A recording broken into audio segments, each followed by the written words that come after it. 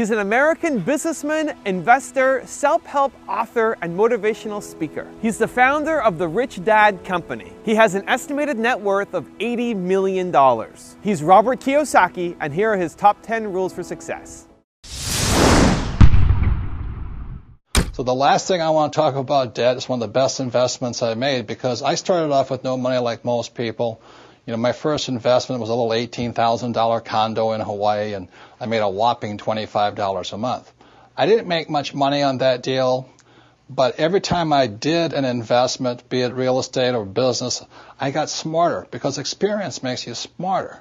So I started with just a little $18,000 unit. I broke out my credit card. I paid the $2,000 down payment with my credit card, so it was 100% finance. Now, most experts will say you, that's stupid. You don't do that. But if you know what you're doing, you can do it. A number of years ago, I bought a $7 million commercial building. I paid for it with zero down. And every month, after everything is paid for, it puts about $30,000 a month income in my pocket, or $360,000 a year for no money down. So that is the price of having a good education or a bad education. A good education is knowing the good debt versus bad debt and how debtors can win if you know what you're doing. I don't know what the heck with people think about money, but that's what I get a lot of, is kind of this, well, you know, money's not spiritual. I'm just saying it's your attitudes, you know, a person's attitude towards money. I make a lot of money, but I give a lot. You know what I mean? It goes to biblical principle: the more you give, the more you receive. So when I meet somebody who's doesn't have any money, it just means they're not giving something. Yeah. You know, so a lot of times there's people who would like more, but they're not giving anything. Yeah. So they're like my poor dad. You know, he belonged to the labor unions, and he wanted to work less and get paid more. Well, that's anti-religious to me. Yeah. If you want to get paid more, work more, give more. That's how I see it. Discipline I had to get into was I always pay myself first, even when I had no money. And when I have all these bill collectors calling me, I use them as inspiration. You know what I mean? Really? Oh, when they're hounding, the government's hounding you, bill collectors calling, because I've been broke, so I can understand what it feels like to be broke. When those guys are calling you, instead of shrinking and going into the shell and eating my pizza, yeah. I use it as motivation to go out and make more money. So I use my bill collectors as motivation. And that's why I paid myself first, even though sometimes I wasn't paying. What would you pay yourself? I always bought assets. I'd buy a house, or I'd put money in the bank and things like this. But it was just a habit. Exactly what you're talking about. It's up here. It's about changing the way you think. That's what the whole book is about. That's it, because we're our biggest asset. We're also our biggest liability. But the common wisdom, the old intelligence idea, is to diversify. And what I believe in is something else, is increase your financial IQ, your financial intelligence, and instead focus. And what focus stands for is this.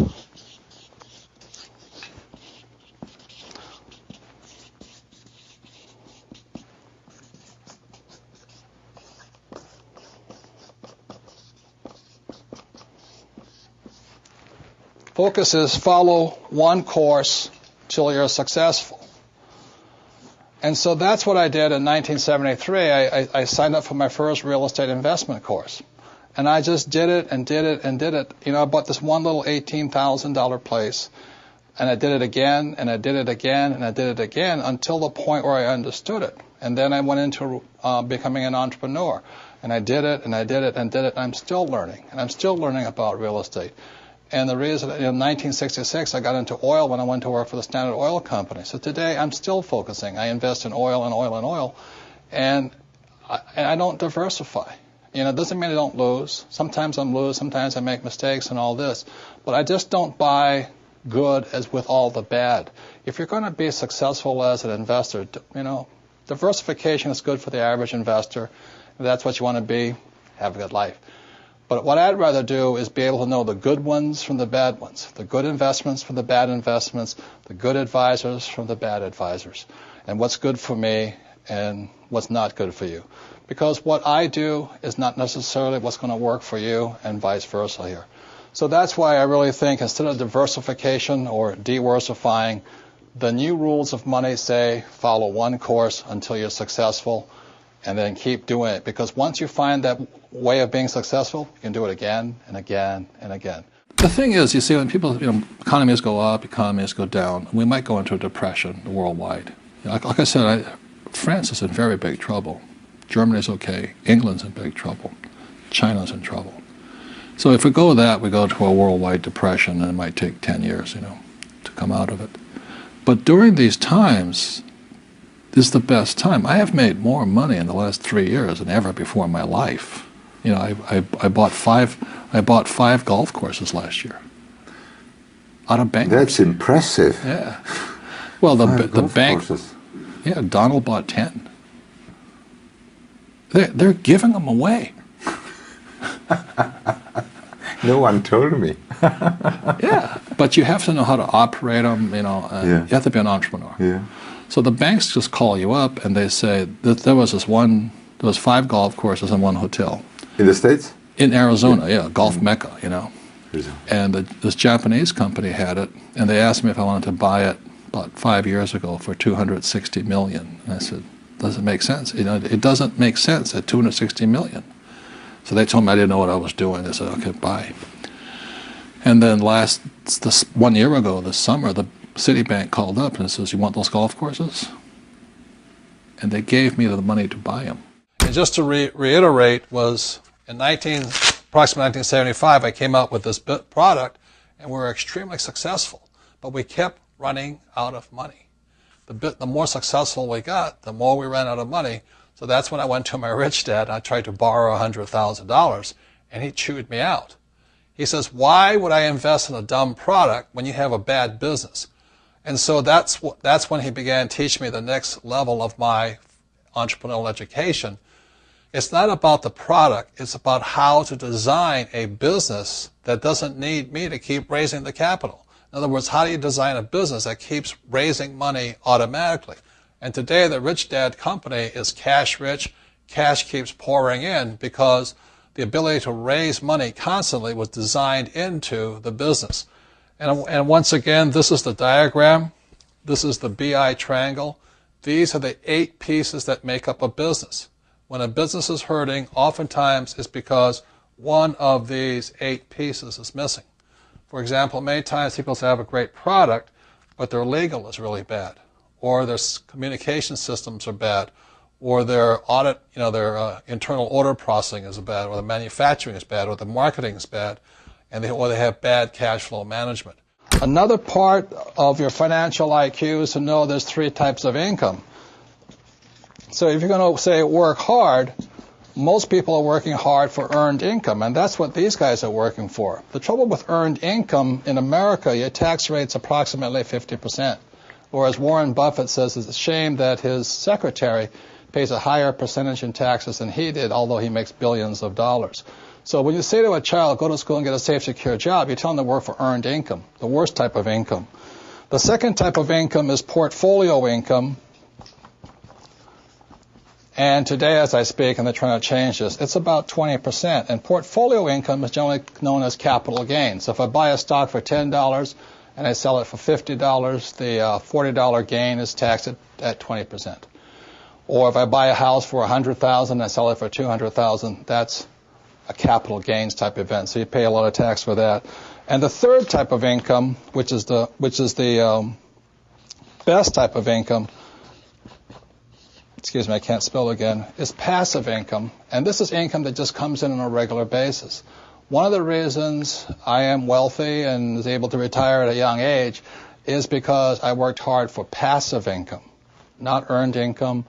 I don't flip real estate generally, not portfolio income. I don't flip stocks. I want passive income. So today, the new rules of money, it's important to understand what are you going to school to become, ES, entrepreneur or investor, and what kind of income you're working hard for, earned, portfolio, or passive. And if you know what you're doing, you can pay 0% taxes legally. And this can be done all over the world. People say, we can't do it in my country. Well, these people can't do it in any country, but in most parts of the world, governments need these people. So they're always giving tax incentives for investors and business owners who are for passive income. So those are some of the new rules of money. You've really got to know what you're working hard at, and what kind of work are you performing, what kind of income are you working hard for. Well, most successful entrepreneurs have gone bust. Right? Yeah. You know, Henry Ford, an old-time entrepreneur, he went bust 5 times. Okay, look at Steve Jobs. Yep. His own board fired him. Yep. You know, Bill Gates was taken before the Supreme Court for monopolistic practices. Right. Even my friend Donald Trump went down $1 billion. Yeah. I only went down $1 million. So the average person is so afraid of those losses, they never get ahead. Because at school they teach you if you make a mistake or if you fail, you're a failure. But that's not real life. A baby learns to walk by standing up and falling down, standing up and falling down. And our school system punishes you for making mistakes. That's why my poor dad, an academic, was so unsuccessful. He was terrified of making mistakes. The key to raising money, this is Ken McElroy's company, it's called MC Companies. Ken McElroy's business is in the business of acquiring assets. That's why his company gets richer and richer and richer. Every year he adds probably 1,000 new apartment units to his inventory. So Ken's company gets richer and richer because MC Company is designed to increase assets. Poorly designed businesses never have any assets. They have huge liabilities. And I trust that makes sense to you. So Ken McElroy's business gets stronger and stronger and stronger because every year he's increasing more assets. The Rich Dad Company gets stronger and stronger and stronger because every year we add more assets. This year we're adding franchising to our mix. We're also, Rich Brother, Rich Sister, the book has come out. We come out with the real book of real estate, etc., etc. And every one of those products every year continues to send money into our product. So that's an idea of a well-designed business. If you have a well-designed business, I don't care if it's for real estate or making, cash flow board games. If it's well-designed, investors will give money to you because this is a well-designed business.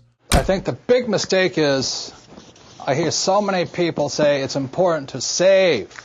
That's ridiculous. And the reason that's ridiculous is because what happened in 1971 is crucial. In 1971, the U.S. dollar stopped being money. In 1971, the U.S. dollar became a currency. And what that meant is Richard Nixon, in 1971, the president, took us off the gold standard. That's like giving an alcoholic free rein to the bar, or it's like giving somebody who can't control their spending unlimited credit cards. So what's happening is all the savers today are losers. The problem with 1971 is that the federal government keeps printing money, so the value of your money keeps going down. So these people, I'm saving, and if you notice, as the value of the dollar goes down, prices go up. So they call this inflation. You look at in 1997, oil was about, I think, $10 a barrel. 10 years later, it's about $135 a barrel. So they say it's inflation, but really what it is the dollar's value coming down. So savers are getting wiped out today. So to keep saying to yourself and to your kids to save money, that is not the new rule. That's an old rule. So a very big problem for most people is stop using the word save and use the word hedge. You've got to hedge your money, hedge against losses. Like when I buy a stock, I put a hedge in. I put a stop loss or a put inside of it or a call, whatever I'm doing. I want to stop it. So today, I don't save money. I'm hedging. So in 1997, I started investing in oil, gold, and silver. So as the dollar dropped, oil, gold, and silver went up. So I'm not betting so much on oil, gold, and silver. I'm betting against the U.S. dollar. And that's why this idea that you're going to tell people you need to save money, that's really, really an obsolete idea, because the idea went obsolete in 1971. The U.S. dollar in the last few years has lost almost 80% of its purchasing power. And the prediction is, because this has happened throughout history, it happened thousands of years ago with the Romans, with the Greeks, with the Germans, with the English, the Japanese, and the Chinese. Every time they've made money into a currency, something you could print at unlimited, every time that has happened, the currency has gone to its true value, which is zero. So I am afraid as this economic volatility continues, the savers who were operating by the old rules of money are just going to get wiped out because the purchasing power of their dollar is going to go down. So even if the bank's paying you 5 to 10% interest, you can't keep up with the banks printing money. So that's the old rule of money, is saving money, and the new rule is hedge. You've got to be able to see what's coming up as something else is coming down. Thank you so much for watching. I made this video because the Bee Thong asked me to. So if there's a famous entrepreneur that you want me to profile next, leave it in the comments below and I'll see what I can do. I'd also love to know which of Robert Kiyosaki's top 10 rules had the biggest impact on you. Leave it in the comments below and I'm going to join in the discussion. Thank you so much for watching. Continue to believe and I'll see you soon.